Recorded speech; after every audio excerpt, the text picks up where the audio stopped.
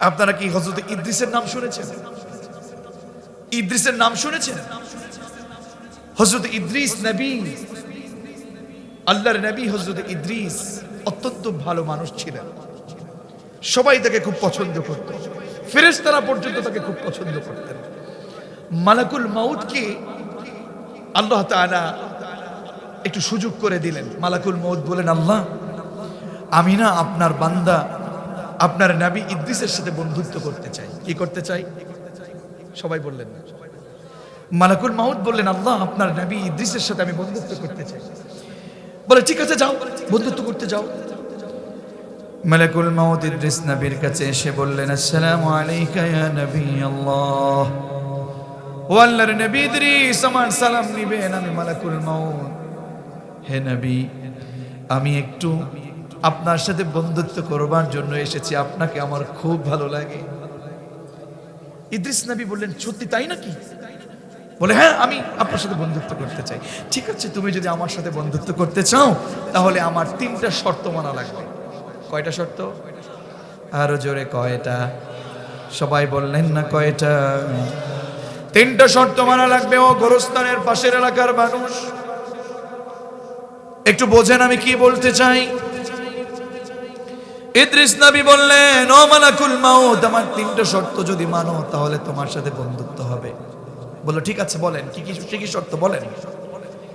ইদ্রিস নবী বললেন, শোনো, তুমি না জান কবজ করো, রূহ কবজ করো, তুমি না মালাকুল মাউত? বলে, হ্যাঁ। তাহলে আমার জান কবজ করবা, আমি একটু মৃত্যুর যন্ত্রণা দেখতে চাই। কি দেখতে চাই? মৃত্যুর যন্ত্রণা দেখতে চাই। 2 নাম্বার, আমাকে তুমি জাহান্নাম দেখাবা। 3 নাম্বার, আমি জান্নাত দেখতে চাই। কয়টা শর্ত? আরো জোরে।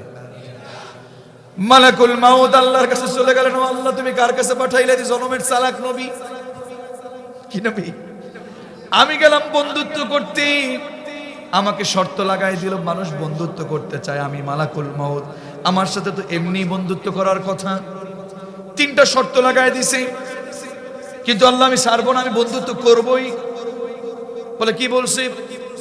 মালিক, আমি তো জান কবজ করে আবার তার জান কবজ করার পরে আমি তার রূহটা আর ফিরাই দিতে পারবো না, আপনাকে লাগবে।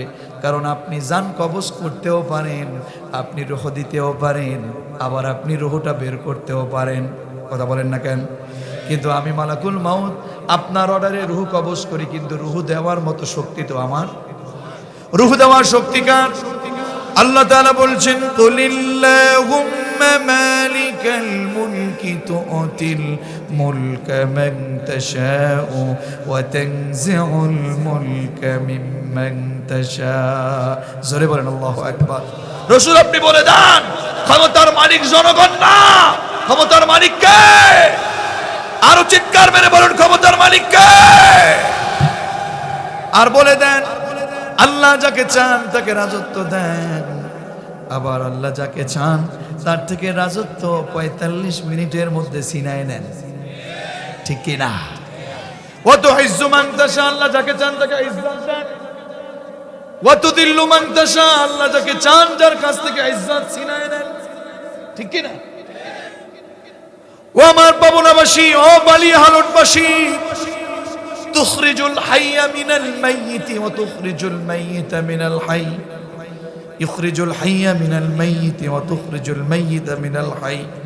আল্লাহ তাআলা বললেন, গোলাম শোনো, এই দুনিয়াতে যত মানুষ তোমরা দেখো, এই মানুষের ভিতরে আমি বলছি শোনো, তুখরিজুল হাইয়া মিনাল মাইয়িতি ওয়া তুখরিজুল মাইয়িতা মিনাল হাই।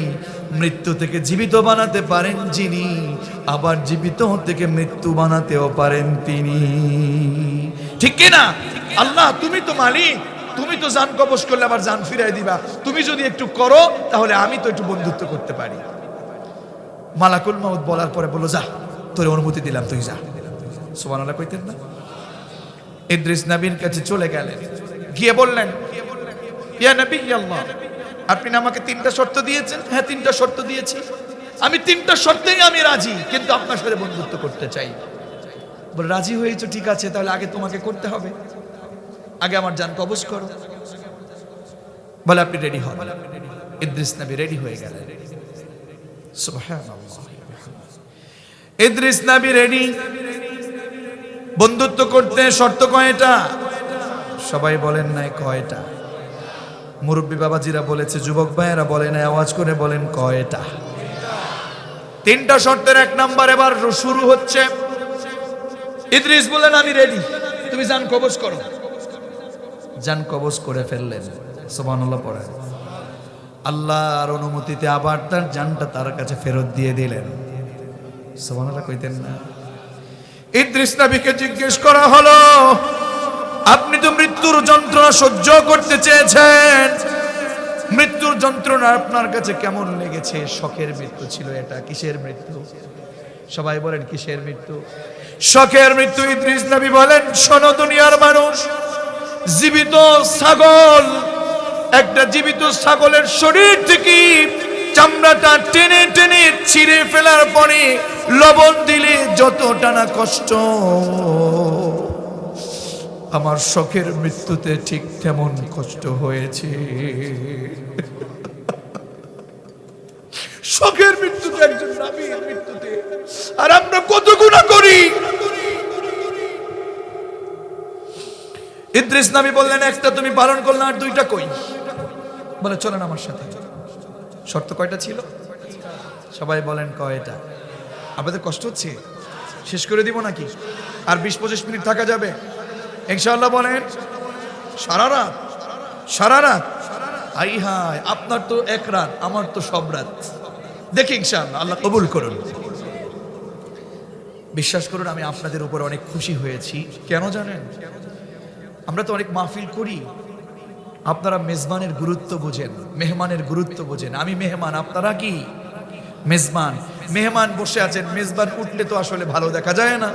আর আপনার কোরআনের জন্য যে এখানে বসে আছেন সুন্দর করে, একটা মানুষ উঠছেন না। এজন্য আমি আল্লাহর কাছে দোয়া করি, আল্লাহ তুমি আমার এই প্রত্যেকটা ভাইকে কোরআনের জন্য, জান্নাতের জন্য কবুল করেন। পড়েন আমিন। আমার বন্ধুগণ, মালাকুল মাউত এবার ইদ্রিস নবীকে নিয়ে রওনা হলেন, জাহান্নাম দেখাবেন। ঘুরে ঘুরে জাহান্নাম দেখালেন, জাহান্নাম দেখিয়ে বের হয়ে গেলেন। শর্ত ছিল কয়টা? পূরণ হলো কয়টা? বাকি আছে কয়টা? বাকি একটা আছে। ইদ্রিস নবী বলে, চলো এবার জান্নাত দেখব।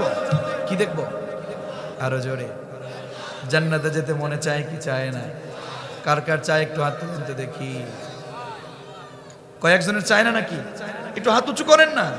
লিল্লাহি তাকবীর। আল্লাহ হাতগুলো কবুল করেন, পড়েন আমিন। আমার মা বোনেরাও জান্নাতে যেতে চায়, তারা তো জান্নাতে যেতে চায়, আপনিও জান্নাতে যেতে চান। আমার মা বোনেরা নিশ্চয়ই পর্দার আড়াল থেকে জান্নাতের জন্য লোভ করছে, দোয়া করছে, আমার মা বোনদেরকেও আল্লাহ তাআলা জান্নাত নসিব করেন, পড়েন আমিন। ইদ্রিস নবী এবার কি দেখবে? সবাই বললেন না? মালাকুল মাউত আগে আগে, ইদ্রিস নবী পিছে পিছে। বলে চলেন। জান্নাতের ভিতরে ঢুকলেন, জান্নাতকে দেখলেন। এখানে দেখে, ওখানে দেখে, মোটামুটি দেখা মোটামুটি শেষ। এবার বের হচ্ছেন। মালাকুল মাউত আগে আগে। মালাকুল মাউত যখন বের হচ্ছেন, দরজা থেকে যখন, জান্নাতের গেট থেকে যখন বের হলেন, পেছনে ইদ্রিস এই জান্নাতের গেটে এসে কেমন যেন মোরামরি শুরু করছে। আমাকে বের হতে মনে চায় না। জান্নাত কি ভালো লাগার জায়গা না? মালাকুল মাউত বলে বের হন। বলে না, আমি যাব না। কি করব না? আমি যাব না। কেন? আপনি আমার সাথে বন্ধুত্ব করবেন না? আপনি তিনটা শর্ত বলছেন, আমি তিনটাই পালন করছি। বের হন এবার। বলে না, আমি বের হব না, আমি বের হতে চাই না। আমার এই জান্নাত থেকে ধুয়ে, আমার জান্নাত রেখে আমার যেতে ইচ্ছে করে না। সুবহানাল্লাহ কইতেন। আল্লাহ তাআলার কাছে মালাকুল মাউত চলে গেলেন। চলে গিয়ে আল্লাহর কাছে গিয়ে এবার বিচার দেওয়া শুরু। আল্লাহ, আমি তো মনে করছিলাম ইদ্রিস নবী বড় ভালো, যদি অনেক চালাক, তিনটা শর্ত পালন করেছে। আল্লাহ, আমার তো ভয় লাগতেছে। আমি তো তাকে জান্নাত দেখানোর জন্য নিয়ে গেছি, আমি শেষ শর্তটা পালন করতে গিয়ে এখন তো জান্নাত থেকে বের হতে চায় না, আমি কি করব? বলে যাও দেখো কেন বের হতে চায় না। কি চায় ইদ্রিস? সুবহানাল্লাহ কইতেন না? ইদ্রিস নবীর কাছে গিয়ে বলেন, ওগো আল্লাহর নবী, কি চান আপনি? আল্লাহ জিজ্ঞেস করেছেন, কেন জান্নাত থেকে বের হতে চান না? ইদ্রিস নবী বলেন, কি বলো তুমি এ কথা? আল্লাহ কি জানে না? সুবহানাল্লাহ কইতেন না? আল্লাহ কি জানে না? আল্লাহর কাছে গিয়ে বলো। আল্লাহ তাআলা বলেছেন, ইন্নাল্লাযীনা আমানু ওয়া আমিলুস সালিহাতি কানাত লাহুম জান্নাতুল ফিরদাউসি নুজুলা খালিদিনা ফিহা লা ইয়াবগুনা আনহা হিওয়ালা। যদি জবান থেকে পড়েন না আল্লাহু আকবার, নিশ্চয় যারা মুমিন, যারা আমল সালেহ করেছে, তারা জান্নাতুল ফিরদাউস পাবে। যারা একবার জান্নাতুল ফিরদাউসে ঢুকবে তারা আর বের হবে না। আল্লাহ জানে না যে জান্নাতে ঢুকলে আর বের হবে না? আল্লাহকে যায় বলো। সুবহানাল্লাহ কইতেন না? এবার মালাকুল মাউত ভয়ে ভয়ে ভয়ে ভয়ে আল্লাহর কাছে গেলেন। ভয়ে ভয়ে আল্লাহর কাছে গিয়ে বলতেছেন, আল্লাহ আমি তো বড় মনে হয় ভুল করে ফেলছি।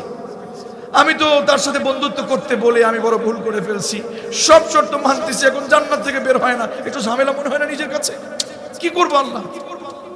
আল্লাহ বললেন, মালাকুল মাউত তুমি টেনশন করো না, আমি আমার নবী ইদ্রিসের জন্য আমি তার তাকদীরে জান্নাতটা এখনই লিখে রেখেছি। এখনো পর্যন্ত আমাদের ইদ্রিস নবী আল্লাহর জান্নাতে বসবাস করছেন। সুবহানাল্লাহ।